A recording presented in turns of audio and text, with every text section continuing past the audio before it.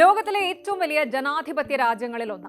നിയമവ്യവസ്ഥിതിയുടെ കാര്യത്തിൽ എല്ലാവർക്കും മാതൃകയെന്ന് സ്വയം അവകാശപ്പെടുന്ന രാജ്യം. അതെ, നമ്മൾ ബ്രിട്ടനെ കുറിച്ചാണ് പറയുന്നത്. എന്നാൽ ഇതേ ബ്രിട്ടന്റെ ഭരണകൂടത്തെയും പോലീസിനെയും ഒന്നടങ്കം പ്രതിക്കൂട്ടിൽ നിർത്തുന്ന, കേട്ടാൽ ചോറ് തിളയ്ക്കുന്ന ചില സത്യങ്ങൾ കഴിഞ്ഞ ദിവസങ്ങളിൽ അവിടെയുള്ള പാർലമെന്റ് മന്ദിരത്തിനുള്ളിൽ മുഴങ്ങിക്കേട്ടു.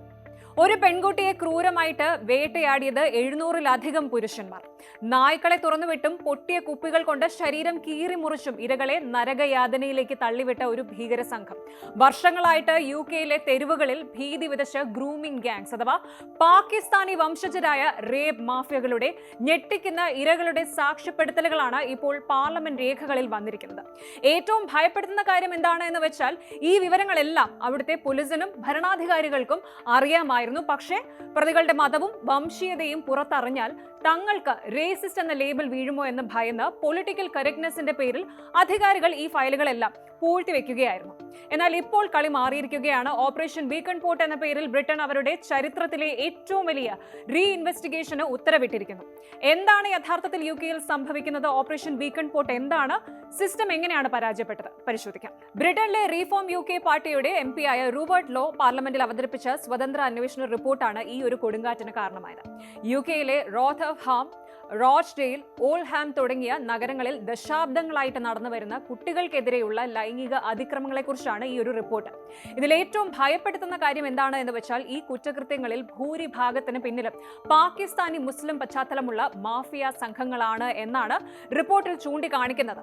റൂബർട്ട് ലോ പാർലമെന്റിൽ ഇരകളുടെ വാക്കുകൾ നേരിട്ട് വായിച്ചപ്പോൾ പല ജനപ്രതിനിധികളും കണ്ണീരോടെയാണ് അത് കേട്ടിരുന്നത്. ഈ ധീരമായ അതിജീവിച്ചവരുടെ വാക്കുകൾ പാർലമെന്റ് കേൾക്കണമെന്നും ഇനി ഒട്ടും വൈകാതെ നടപടിയെടുക്കണമെന്നും അദ്ദേഹം സഭയിൽ ആവശ്യപ്പെട്ടു. കേവലം വാക്കുകളിൽ ഒതുക്കാൻ കഴിയാത്ത അത്ര ഭീകരതയാണ് ആ പെൺകുട്ടികൾ അനുഭവിച്ചത്. അതിൽ ചില വെളിപ്പെടുത്തലുകൾ നിങ്ങളുടെ മനസ്സിനെ പിടിച്ചുലയ്ക്കും. ആദ്യത്തെ വെളിപ്പെടുത്തൽ ഇതാണ്. ഒരു ഇര പറഞ്ഞത് ഇങ്ങനെയാണ്: അയാൾ ഒരു മദ്യക്കുപ്പി എന്റെ ശരീരത്തിനുള്ളിലേക്ക് ബലമായിട്ട് കയറ്റി. തുടർന്ന് ആ കുപ്പി ഉള്ളിൽ വെച്ച് തന്നെ പൊട്ടിച്ചു. അന്ന് എനിക്ക് പ്രായം വെറും 12 അല്ലെങ്കിൽ 13 വയസ്സ് മാത്രമായിരുന്നു. ഇനി രണ്ടാമത്തെ വെളിപ്പെടുത്തൽ ഇതാണ്: വെറും 3 വർഷത്തിനിടയിൽ 600 മുതൽ 700 വരെ പുരുഷന്മാരാണ് തന്നെ ക്രൂരമായിട്ട് പീഡിപ്പിച്ചത് എന്ന് മറ്റൊരു പെൺകുട്ടി വെളിപ്പെടുത്തി. ഇതിൽ സാധാരണക്കാർ മാത്രമല്ല, തങ്ങളെ സംരക്ഷിക്കേണ്ട പോലീസ് ഉദ്യോഗസ്ഥർ വരെ ഉണ്ടായിരുന്നു എന്നാണ് ആ പെൺകുട്ടി പറയുന്നത്. ഇനി മൂന്നാമത്തെ വെളിപ്പെടുത്തൽ ഇതാണ്. മറ്റൊരു 15 വയസ്സുകാരുടെ വാക്കുകൾ ഇങ്ങനെയായിരുന്നു: ശരീരത്തിൽ നിന്നും രക്തം ഒലിക്കുന്ന അവസ്ഥയിൽ ഇരിക്കാൻ പോലും കഴിയാതെ ഞാൻ ഹോസ്പിറ്റലിലെത്തി. പേടി കാരണം സത്യം പറയാൻ കഴിയാതെ ആരോ ഡ്രിങ്ക്സിൽ മയക്കുമരുന്ന് കലർത്തിയെന്ന് മാത്രമാണ് ഞാൻ ഡോക്ടർമാരോട് പറഞ്ഞത്. എന്നാൽ അവർ കൂടുതൽ ചോദ്യങ്ങളൊന്നും ചോദിക്കാതെ എനിക്ക് കുറച്ച് ഗുളികകൾ തന്ന് എന്നെ ഡിസ്ചാർജ് ചെയ്തു. ഇത്രയും കേട്ടിട്ട് തന്നെ നമുക്ക് സഹിക്കാൻ കഴിയുന്നില്ല, അല്ലെ? എന്നാൽ ക്രൂരത അവിടെയും തീർന്നില്ല. മുസ്ലിം ഇതര വിഭാഗത്തിൽപ്പെട്ട, അതായത് നോൺ മുസ്ലിം ഗേൾസ്, ഈ പെൺകുട്ടികളെ മൃഗങ്ങളെ പോലെയാണ് ഈ സംഘങ്ങൾ കൈകാര്യം ചെയ്തത്. ഒരു അതിജീവിച്ച പെൺകുട്ടി പറഞ്ഞത് ശരിക്കും പറയാൻ തന്നെ പേടി തോന്നുന്നുണ്ട്. ഒരു വാനിന്റെ പിൻഭാഗം തുറന്നപ്പോൾ നായ്ക്കളെ അടച്ചിടുന്ന കൂടുകളിൽ, അതായത് പട്ടിക്കൂടുകളിൽ 15ഓളം പെൺകുട്ടികളെ പൂട്ടിയിട്ടിരിക്കുന്നത് ഞാൻ നേരിട്ട് കണ്ടു. മൃഗങ്ങളെ ഉപയോഗിച്ചു വരെ തങ്ങളെ പീഡിപ്പിച്ചു എന്ന അതിക്രൂരമായ വെളിപ്പെടുത്തലുകളും ഈ റിപ്പോർട്ടിലുണ്ട്. മൃഗങ്ങൾ തന്നെ ഉപദ്രവിക്കുമ്പോൾ ചുറ്റും നിന്ന പുരുഷന്മാർ അത് തടയുകയോ പരിഭ്രാന്തരാവുകയോ ചെയ്യാതെ ചിരിച്ചുകൊണ്ട് ഫോണിൽ വീഡിയോ എടുക്കുകയായിരുന്നു എന്നും, മൃഗത്തിന് അത് ചെയ്യാൻ കഴിയുമോ ഇല്ലയോ എന്ന് അവർ ബെറ്റ് വെക്കുകയായിരുന്നു എന്നും ഒരു പെൺകുട്ടി കരഞ്ഞുകൊണ്ട് സാക്ഷ്യപ്പെടുത്തുന്നുണ്ട്. ലൈംഗിക അതിക്രമങ്ങൾ, ഭീഷണിപ്പെടുത്തലുകൾ, നിർബന്ധിത ഗർഭധാരണങ്ങൾ, അതും ചൈൽഡ് പ്രഗ്നൻസീസ് തുടങ്ങി ഒരു മനുഷ്യന് ചിന്തിക്കാൻ പോലും കഴിയാത്ത നരകയാതനകളാണ് ഈ പെൺകുട്ടികൾ അനുഭവിച്ചത്. ഓരോ ഇരകൾക്കും പറയാൻ വ്യത്യസ്തമായ പീഡനങ്ങളുടെ കഥകൾ ഉണ്ടെങ്കിലും ഇതിലൊക്കെ വ്യക്തമായൊരു പാറ്റേൺ ഉണ്ട്. പ്രതികൾ ഭൂരിഭാഗവും പാകിസ്ഥാനി വംശജരായ പുരുഷന്മാരും ഇരകൾ വെളുത്ത വർഗ്ഗക്കാരായ ബ്രിട്ടീഷ് പെൺകുട്ടികളുമായിരുന്നു. കഠിനമായ ശാരീരിക പീഡനങ്ങൾ, നായ്ക്കളെ ഉപയോഗിച്ചുള്ള ആക്രമണങ്ങൾ, പൊട്ടിയ കുപ്പികൾ കൊണ്ടുള്ള മുറിവേൽപ്പിക്കലുകൾ തുടങ്ങി ക്രൂരതയുടെ എല്ലാ അതിരുകളും ഇവർ ലംഘിച്ചു. സിസ്റ്റം എത്രത്തോളം പരാജയപ്പെട്ടു എന്ന് വ്യക്തമാക്കാൻ ഒരു ഉദാഹരണം പറയാം. ഇരകളിൽ ചിലർ പോലീസിനോട് പരാതി പറയാൻ ചെന്നപ്പോൾ അവിടെ ഉണ്ടായിരുന്ന ചില പോലീസ് ഉദ്യോഗസ്ഥർ പോലും തങ്ങളെ ചൂഷണം ചെയ്തു എന്നാണ് ഇരകൾ സാക്ഷ്യപ്പെടുത്തുന്നത്. ഇത്രയൊക്കെ നടന്നിട്ടും എന്തുകൊണ്ട് ഈ ക്രൂരതകൾ വർഷങ്ങളായിട്ട് മൂടിവെക്കപ്പെട്ടു? ഇവിടെയാണ് ഇൻസ്റ്റിറ്റ്യൂഷണൽ ഫെയിലിയർ അഥവാ വ്യവസ്ഥിതിയുടെ പരാജയം നമ്മൾ കാണുന്നത്. ഈ കുറ്റവാളികളുടെ വംശീയവും മതപരവുമായ പശ്ചാത്തലം പുറത്തു പറഞ്ഞാൽ അത് തങ്ങളുടെ രാഷ്ട്രീയ നിലനിൽപ്പിനെ ബാധിക്കുമെന്നും തങ്ങൾക്കെതിരെ റേസിസം, വംശീയത ആരോപണം വരുമെന്നും ഭയന്ന് അവിടുത്തെ ഭരണാധികാരികളും പോലീസും വർഷങ്ങളോളം കണ്ണടച്ച് ഇരുട്ടാക്കി. പൊളിറ്റിക്കൽ കറക്റ്റ്നെസിന്റെ പേരിൽ ഇരകളാക്കപ്പെട്ട ആയിരക്കണക്കിന് പെൺകുട്ടികളുടെ ജീവിതമാണ് അധികാരികൾ നശിപ്പിച്ചത്.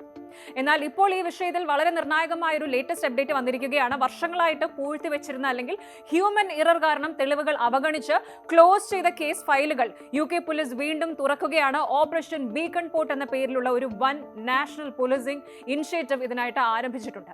ബ്രിട്ടീഷ് ചരിത്രത്തിലെ തന്നെ ഏറ്റവും സങ്കീർണവും വലുതുമായിട്ടുള്ള അന്വേഷണമാണിത്. എന്താണ് യഥാർത്ഥത്തിൽ ഈ ഒരു ഓപ്പറേഷൻ ബീക്കൺ പോർട്ട്? ബേസിക് കാര്യങ്ങൾ കൃത്യമായിട്ട് മനസ്സിലാക്കണം. പശ്ചാത്തലം ഇങ്ങനെയാണ്. UK ഗ്രൂമിംഗ് ഗ്യാങ്ങുകളെ കുറിച്ച് പഠിച്ച ബാരനസ് ഖേസി റിപ്പോർട്ടിന്റെ ശുപാർശ പ്രകാരമാണ് ഈ ഓപ്പറേഷൻ ആരംഭിക്കുന്നത്. ഇനി ഇതിന്റെ ലക്ഷ്യം എന്ന് പറയുന്നത് 2010 ജനുവരി 1 മുതൽ 2025 മാർച്ച് 31 വരെയുള്ള 15 വർഷത്തെ ഫയലുകൾ പരിശോധിക്കുക. മുൻപ് തെളിവുകൾ ഉണ്ടായിരുന്നിട്ടും നോ ഫർദർ ആക്ഷൻ, അതായത് തുടർ നടപടികൾ ഇല്ല എന്ന് പറഞ്ഞ് പോലീസ് പൂഴ്ത്തിവെച്ച കേസുകൾ റീഇൻവെസ്റ്റിഗേറ്റ് ചെയ്യുകയാണ് ഇവിടെ. ഇനി ഫണ്ടിംഗ് എന്ന് പറയുന്നത് വിഷയത്തിന്റെ ഗൗരവം ഉൾക്കൊണ്ട് ബ്രിട്ടീഷ് ഹോം ഓഫീസ് ഇതിനായിട്ട് 38 മില്യൺ പൗണ്ടിന്റെ ഭീമമായ ഫണ്ടാണ് അനുവദിച്ചിരിക്കുന്നത്. കൂടാതെ പ്രതികളെ വേഗത്തിൽ ട്രാക്ക് ചെയ്യാൻ AI സാങ്കേതിക വിദ്യയും ഇവർ ഉപയോഗിക്കുന്നുണ്ട്. ഇനി ഈ ഒരു ഓപ്പറേഷന്റെ ആഴം മനസ്സിലാക്കാൻ ഈ കണക്കുകളൊന്ന് നോക്കണം. നിലവിൽ 23 പോലീസ് ഫോഴ്സുകളിൽ നിന്നായിട്ട് ഏകദേശം 1273 അന്വേഷണങ്ങളാണ് നാഷണൽ ക്രൈം ഏജൻസിയുടെ പരിശോധനയ്ക്ക് വന്നിട്ടുള്ളത്. ഇതിൽ അതീവ ഗുരുതരമായ റേപ്പ് ആരോപണങ്ങളുള്ള 236 കേസുകൾക്കാണ് ഏറ്റവും പ്രയോറിറ്റി നൽകിയിരിക്കുന്നത്. 2 അതിലധികവും പ്രതികളുള്ളതും ജീവിച്ചിരിപ്പുള്ളതുമായിട്ടുള്ള കുറ്റവാളികളുടെ കേസുകളാണ് ഇതിലൂടെ വീണ്ടും അന്വേഷിക്കുന്നത്. ബാരനസ് കേസിൽ നടത്തിയ വലിയ പഠനങ്ങളുടെയും ഓഡിറ്റിന്റെയും ശുപാർശ പ്രകാരമാണ് ഈ ഒരു അന്വേഷണം നടക്കുന്നത്. മുൻകാലങ്ങളിൽ പ്രതികളുടെ വംശീയത പുറത്തുവരുമെന്ന് പേടിച്ച് അധികാരികൾ ഒളിപ്പിച്ചു വെച്ച കാര്യങ്ങളെല്ലാം ഇനി നിയമത്തിന് മുന്നിൽ വരുമെന്നാണ് ഇരകളും ജനങ്ങളും പ്രതീക്ഷിക്കുന്നത്. 3 വർഷത്തെ നിയമപരിധിയിൽ 65 മില്യൺ പൗണ്ട് ബഡ്ജറ്റിലാണ് ബ്രിട്ടീഷ് ഗവൺമെന്റ് ഈ ഒരു പബ്ലിക് ഇൻക്വയറി പ്രഖ്യാപിച്ചിരിക്കുന്നത്. പക്ഷേ ഇവിടെ ഒരു പ്രധാന ട്വിസ്റ്റ് ഉണ്ട്. ഇരകളുടെയും അതിജീവിച്ചവരുടെയും മാനസികാവസ്ഥ, ഒരു മെന്റൽ കണ്ടീഷൻ പരിഗണിച്ചിട്ടുള്ള ഒരു ട്രോമ ഇൻഫോംഡ് അപ്രോച്ച് ആണ് പോലീസ് ഇതിൽ സ്വീകരിക്കുന്നത്. അതായത് പഴയ ക്രൂരതകൾ ഓർത്തെടുക്കാൻ ഇരകൾ തയ്യാറാണെങ്കിൽ അവരുടെ പൂർണ്ണമായ സമ്മതത്തോടെ മാത്രമേ കേസുകൾ വീണ്ടും രജിസ്റ്റർ ചെയ്ത് മുന്നോട്ട് കൊണ്ടുപോവുകയുള്ളൂ. ഇരകൾക്ക് ആവശ്യമായ കൗൺസിലിംഗും മറ്റ് പിന്തുണയും ഉറപ്പാക്കാൻ 3.2 മില്യൺ പൗണ്ട് വേറെയും മാറ്റിവെച്ചിട്ടുണ്ട്. വംശീയത എന്ന ആരെങ്കിലും വിരൽ ചൂണ്ടുമോ എന്ന ഭയന്ന് പൊളിറ്റിക്കൽ കറക്റ്റ്നെസിന്റെ പേരിൽ ഒരു ഭരണകൂടവും നിയമപാലകരും സ്വന്തം രാജ്യത്തെ ആയിരക്കണക്കിന് പെൺകുട്ടികളുടെ ജീവിതം ക്രിമിനൽസിന് എറിഞ്ഞു കൊടുക്കുകയായിരുന്നു. വോക്ക് രാഷ്ട്രീയവും അന്ധമായ വോട്ട് ബാങ്ക് താല്പര്യങ്ങളും ഒരു സമൂഹത്തെ എങ്ങനെയാണ് നശിപ്പിക്കുന്നത് എന്നതിന്റെ ഏറ്റവും ഭീകരമായ ഉദാഹരണമാണ് നമ്മൾ ഇന്ന് UK കാണുന്നത്. ഇന്ന് ബ്രിട്ടൻ അവരുടെ തെറ്റുകൾ തിരുത്താനായിട്ട് ഓപ്പറേഷൻ ബീക്കൺ പോർട്ട് തുടങ്ങിയിട്ടുണ്ടാകാം. പക്ഷേ സിസ്റ്റത്തിന്റെ അനാസ്ഥ കാരണം ജീവിതം തകർന്ന ആ പെൺകുട്ടികൾക്ക് നഷ്ടപ്പെട്ട ബാല്യവും കൗമാരവും ഒക്കെ തിരികെ നൽകാൻ ഈ അന്വേഷണങ്ങൾക്ക് സാധിക്കില്ല. വൈകി എത്തുന്ന നീതി അനീതിക്ക് തുല്യമാണ് എന്നാണ് പറയപ്പെടുന്നത്. എന്നാലും ഈ ക്രൂരന്മാർ ഇനിയെങ്കിലും അഴിക്കുള്ളിലാകുമെന്ന് നമുക്ക് പ്രത്യാശിക്കാം. കൂടുതൽ വാർത്തകൾക്ക് News 18 Keralam YouTube channel subscribe ചെയ്യുക.